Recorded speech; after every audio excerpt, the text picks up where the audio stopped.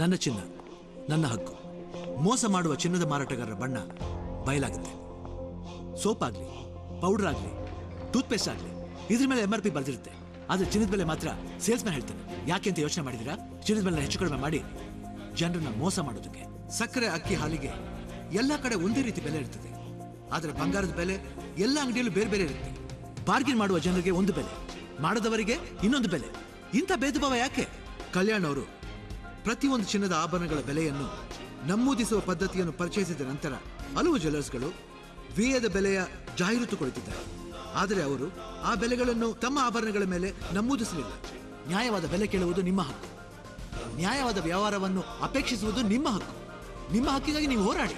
ಕಲ್ಯಾಣ್ ಜ್ಯುವೆಲರ್ಸ್ನವರ ನನ್ನ ಚಿನ್ನ ನನ್ನ ಹಕ್ಕು.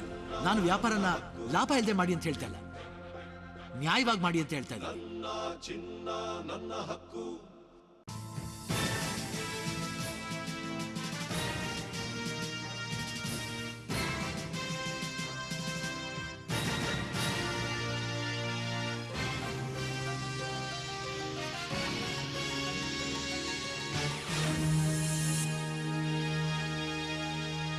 ನಮಸ್ಕಾರ ವೀಕ್ಷಕರೇ, ಸ್ವಯ ಸುದ್ದಿಗೆ ಸ್ವಾಗತ. ಇದೀಗ ಮುಖ್ಯಾಂಶಗಳು. ವರುಣನ ಕೃಪೆಗಾಗಿ ನರಸಿಂಹನಿಗೆ ಮೊರೆ. ಉತ್ತಮ ಮಳೆಗಾಗಿ ಸಾಲಿಗ್ರಾಮದ ಗುರು ನರಸಿಂಹ ದೇವರಿಗೆ ಸಿಯಾಳಾಭಿಷೇಕ. ಕರಾವಳಿಯಲ್ಲಿ ಮುಂಗಾರು ದುರ್ಬಲ, ಆದರೂ ನೀರಿರುವ ತಗ್ಗು ಪ್ರದೇಶಗಳಲ್ಲಿ ನೇಜಿ ಕಾರ್ಯ ಆರಂಭ. ಚಿನ್ನ ಚಿನ್ನ ಹಾಕತ್ತೆ ಕಿಸೆಗೆ ಕನ್ನ. ತಿಂಗಳಾದರೂ ದುರಸ್ತಿಗೊಳ್ಳದ ವಿದ್ಯುತ್ ಕಂಬ. ಸಾಲಿಗ್ರಾಮ ಪಟ್ಟಣ ಪಂಚಾಯತ್ನ ಕಳಪೆ ಕಾಮಗಾರಿಗಳ ಸಾಲು ಸಾಲು. ಮತ್ತೊಮ್ಮೆ ಸ್ಮೈಲ್ ಸುದ್ದಿಗೆ ಸ್ವಾಗತ. ಇದೀಗ ಸುದ್ದಿಯ ವಿವರಗಳು. ಉತ್ತಮ ಬೆಳೆಗಾಗಿ ಇಳೆಗೆ ಮಳೆ ಇಳಿಯಲಿ ಎಂದು ವರುಣನ ಕೃಪೆಗಾಗಿ ಸಾಲಿಗ್ರಾಮದ ಶ್ರೀ ಗುರು ನರಸಿಂಹ ದೇವರಿಗೆ ಸಿಯಾಳ ಅಭಿಷೇಕವನ್ನು ಸಮರ್ಪಿಸಲಾಯಿತು. ಗುರುವಾರದಂದು ಸಾಲಿಗ್ರಾಮದ ಗುರು ನರಸಿಂಹ ಮತ್ತು ಸಹಪರಿವಾರ ದೇವರುಗಳಿಗೆ ಭಕ್ತರು ಸಹಸ್ರ ಸಂಖ್ಯೆಯಲ್ಲಿ ಸಿಯಾಳವನ್ನು ಸಮರ್ಪಿಸಿ ಮಳೆಗಾಗಿ ಪ್ರಾರ್ಥಿಸಿದರು. ಜಾಗತಿಕ ಮಾರುಕಟ್ಟೆಯಲ್ಲಿ ಚಿನ್ನದ ಬೇಡಿಕೆ ಅಪಾರವಾದುದರಿಂದ ಚಿನ್ನದ ಬೆಲೆಯಲ್ಲಿ ಗಮನಾರ್ಹವಾದ ಏರಿಕೆ ಕಂಡುಬಂದಿದೆ. ಗ್ರಾಂ ಒಂದಕ್ಕೆ 3,000ವರೆಗೂ ಬೆಲೆ ತಲುಪಿದೆ. ಚಿನ್ನಕ್ಕೆ ಬೆಂಗಳೂರಿನಲ್ಲಿ 10 ಗ್ರಾಂಗೆ 30,360 ಆದರೆ ಮುಂಬೈನಲ್ಲಿ 30,100, ತಮಿಳುನಾಡಿನಲ್ಲಿ 30,240, ಕಲ್ಕತ್ತಾದಲ್ಲಿ 30,200 ರೂಪಾಯಿ ಬೆಲೆಗೆ ಏರಿಕೆಯಾಗಿದೆ.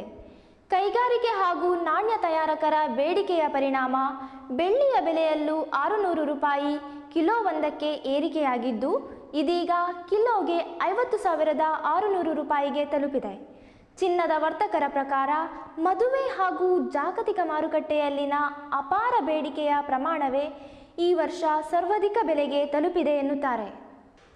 ಕರಾವಳಿಯಲ್ಲಿ ಮುಂಗಾರು ದುರ್ಬಲವಿದ್ದರೂ ಸಹ ನೀರಿರುವ ತಗ್ಗು ಪ್ರದೇಶಗಳಲ್ಲಿ ನೇಜಿ ಕಾರ್ಯವು ಅಲ್ಲಲ್ಲಿ ಕಂಡುಬರುತ್ತಿದೆ. ಸಾಮಾನ್ಯವಾಗಿ ಜೂನ್ 10ರ ಸುಮಾರಿಗೆ ಬಹುತೇಕವಾಗಿ ನೇಜಿ ಕಾರ್ಯ ಪ್ರಾರಂಭವಾಗಿರಬೇಕಿತ್ತು. ಆದರೆ ಈ ಬಾರಿ ಮುಂಗಾರು ನಿರೀಕ್ಷಿತ ಪ್ರಮಾಣದಲ್ಲಿ ಬಾರದ ಕಾರಣ ನೇಜಿ ಕಾರ್ಯ ವಿಳಂಬವಾಗಿದೆ. ಅಲ್ಲಲ್ಲಿ ನೀರಿರುವ ತಗ್ಗು ಪ್ರದೇಶದ ಗದ್ದೆಗಳಲ್ಲಿ ನೇಜಿ ಕಾರ್ಯ ಚುರುಕುಗೊಂಡಿದೆ. ಇದೀಗ ಜಾಹೀರಾತಿನ ನಂತರ ಸ್ಮೈಲ್ ಸುದ್ದಿ ಮುಂದುವರಿಯುತ್ತದೆ.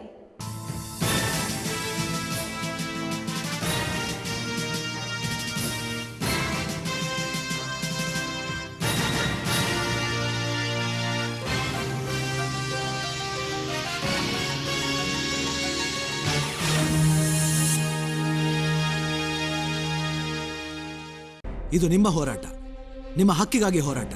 ಚಿನ್ನ ತಗೊಳ್ಳುವಾಗ ಅದೆಷ್ಟೋ ಜನರು ಮೋಸ ಆಗುತ್ತೆ. ಪರಿಶುದ್ಧತೆಯಲ್ಲಿ, ಬೆಲೆಯಲ್ಲಿ, ಆಫರ್ಗಳಲ್ಲಿ ಹಾಗೂ ಎಕ್ಸ್ಚೇಂಜ್ ಮೇಳಗಳಲ್ಲಿ ಕೇವಲ BIS ಚಿನ್ನದ ಆಭರಣಗಳು ಪರಿಶುದ್ಧತೆಯ ಸಂಕೇತವಾಗಿದೆ. BIS ಸಂಕೇತವಿಲ್ಲದ ಆಭರಣಗಳನ್ನು ಕೊಳ್ಳುವುದಿಲ್ಲ ಅಂತ ಪ್ರಮಾಣ ಮಾಡಿ. ಚಿನ್ನದ ಬೆಲೆ ದಿನನಿತ್ಯ ಮಾರ್ಕೆಟ್ಲಿ ಫಿಕ್ಸ್ ಮಾಡ್ತಾರೆ. ಆದರೆ ಜ್ಯುವೆಲರ್ಸ್ಗಳು ಪ್ರತಿ 1,000ಗೂ 500 ಅಥವಾ 1,000 ರೂಪಾಯಿ ಡಿಸ್ಕೌಂಟ್ ಹೇಗೆ ಕೊಡ್ತಾರೆ? ಇದಕ್ಕೆ ಲಾಭ ಅವ್ರಿಗೆ ಎಲ್ಲಿಂದ ಬರುತ್ತೆ? ಎಕ್ಸ್ಚೇಂಜ್ ಮತ್ತು ಆಫರ್ ಇನ್ನೊಂದು ಮೋಸ. ಹಳೆ ಚಿನ್ನ ತಗೊಂಡು ಹೊಸ ಆಭರಣ ಕೊಡೋದು ಒಳ್ಳೇದಲ್ವಾ? ಇದು ಕಣ್ಣುವರಿಸುವ ತಂತ್ರ. ಅವರ ಆಭರಣ ತಯಾರಿಸುವ ವೆಚ್ಚ ಹಾಗೂ ವೇಸ್ಟೇಜ್ಗಳನ್ನ ಹೆಚ್ಚು ಮಾಡಿ 2 ಹಣ ಮಾಡ್ತಾರೆ. ಇದರಿಂದ ನಿಮ್ಗೆ ತುಂಬಾ ನಷ್ಟ ಆಗುತ್ತೆ. ಸರ್, ನಾವು ಹೇಗೆ ಹೋರಾಡಬೇಕೆಂದು ದಯವಿಟ್ಟು ಹೇಳಿ. ಅವ್ರಿಗೆ ಪ್ರಶ್ನೆ ಮಾಡಿ, ಮಾಹಿತಿ ಪಡ್ಕೊಳ್ಳಿ. ಮಾಹಿತಿ ಪಡ್ಕೊಳ್ಳೋದು ನಿಮ್ಮ ಶಸ್ತ್ರವಾಗಿರಲಿ. ಪರಿಶುದ್ಧವಾದ ಬಂಗಾರ ಪಡೆಯೋದು ನಿಮ್ಮ ಹಕ್ಕು. ಸರಿಯಾದ ಬೆಲೆ ಕೇಳುವುದು ನಿಮ್ಮ ಹಕ್ಕು. ನ್ಯಾಯವಾದ ವ್ಯಾಪಾರ ನಿಮ್ಮ ಹಕ್ಕು.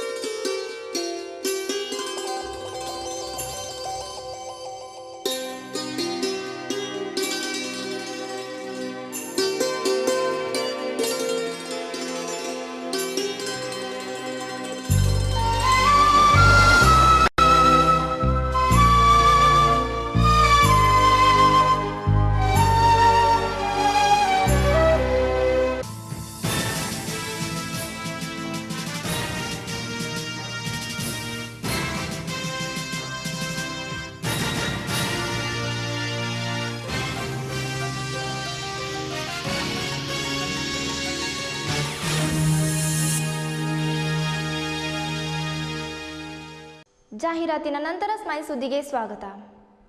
ಸಾಲಿಗ್ರಾಮದ ಚಿತ್ರಪಾಡಿ ಎಂಬಲ್ಲಿ ವಿದ್ಯುತ್ ಕಂಬವೊಂದು ಮುರಿದಿದ್ದು ತಿಂಗಳು ಕಳೆದರೂ ದುರಸ್ತಿಗೊಂಡಿಲ್ಲ. ಇದು ಸಾಲಿಗ್ರಾಮ ಪಟ್ಟಣ ಪಂಚಾಯತ್ನ ಕಳಪೆ ಕಾಮಗಾರಿಗೆ ಮತ್ತೊಂದು ಸೇರ್ಪಡೆ.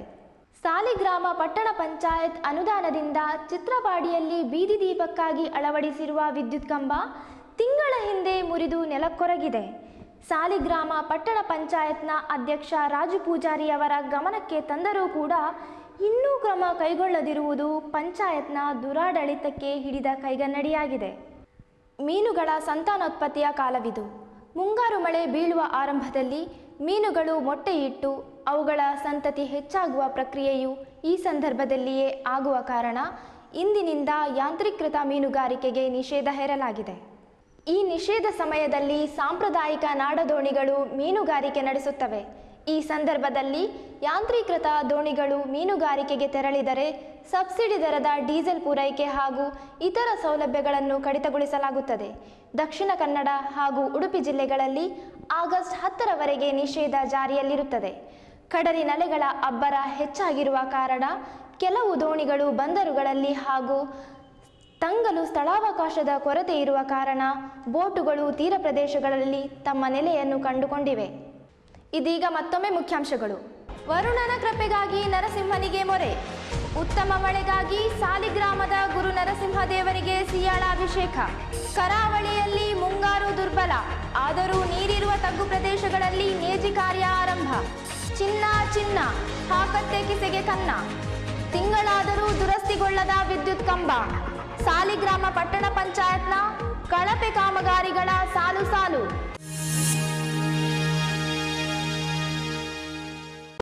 ಇಲ್ಲಿಗೆ ಇಂದಿನ ಸ್ಮೈ ಸುದ್ದಿ ಮುಕ್ತಾಯವಾಯಿತು. ಮುಂದಿನ ಸ್ಮೈ ಸುದ್ದಿಯೊಂದಿಗೆ ಮತ್ತೆ ಭೇಟಿಯಾಗೋಣ. ವಂದನೆಗಳೊಂದಿಗೆ ಶುಭಾ ಕಡೆಕಾರ್.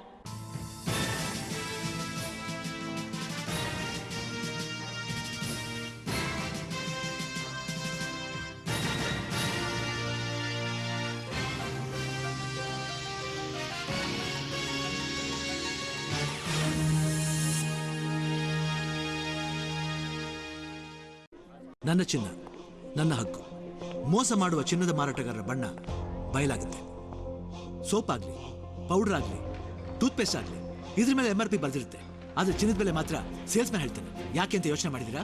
ಚಿನ್ನದ ಬೆಲೆ ಹೆಚ್ಚು ಕಡಿಮೆ ಮಾಡಿ ಜನರನ್ನ ಮೋಸ ಮಾಡೋದಕ್ಕೆ. ಸಕ್ಕರೆ, ಅಕ್ಕಿ, ಹಾಲಿಗೆ ಎಲ್ಲ ಕಡೆ ಒಂದೇ ರೀತಿ ಬೆಲೆ ಇರ್ತದೆ. ಆದರೆ ಬಂಗಾರದ ಬೆಲೆ ಎಲ್ಲ ಅಂಗಡಿಯಲ್ಲೂ ಬೇರೆ ಬೇರೆ ಇರುತ್ತೆ. ಬಾರ್ಗಿನ್ ಮಾಡುವ ಜನರಿಗೆ ಒಂದು ಬೆಲೆ, ಮಾಡದವರಿಗೆ ಇನ್ನೊಂದು ಬೆಲೆ.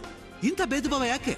ಕಲ್ಯಾಣ್ ಅವರು ಪ್ರತಿಯೊಂದು ಚಿನ್ನದ ಆಭರಣಗಳ ಬೆಲೆಯನ್ನು ನಮೂದಿಸುವ ಪದ್ಧತಿಯನ್ನು ಪರಿಚಯಿಸಿದ ನಂತರ ಹಲವು ಜ್ಯುವೆಲರ್ಸ್ಗಳು ವಿಯದ ಬೆಲೆಯ ಜಾಹೀರಾತು ಕೊಡುತ್ತಿದ್ದಾರೆ.